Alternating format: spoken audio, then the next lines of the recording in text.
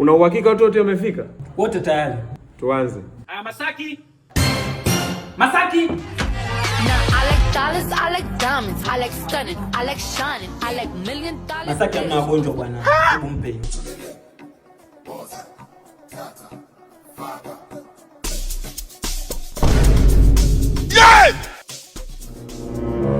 Jamani, ndo sikidonge.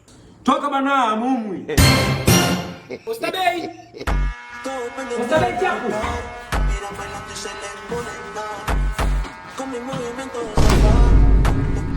Mwingine?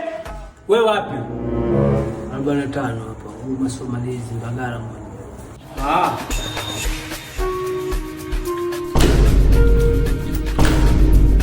Wapelekee. Mwingine? Sinza. Peleka hizo.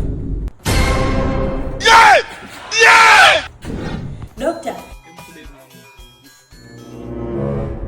Yangu mke wangu.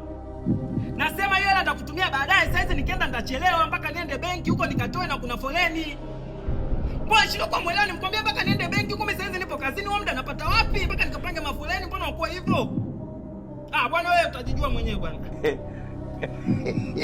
Dokta, kanadibia wanasema benki kimpango wako. Tumia sim benki kukomboa muda wako. Okay. Ukiwa na sim benki unamtumia pesa mke wako hata ukiwa kazini. Unalipia bidhaa na kufanya mengine mengi bila hata kupoteza muda. Huyu wapi huyu? Wewe si unaulizwa wewe? Tabata. Leo kazi ipo.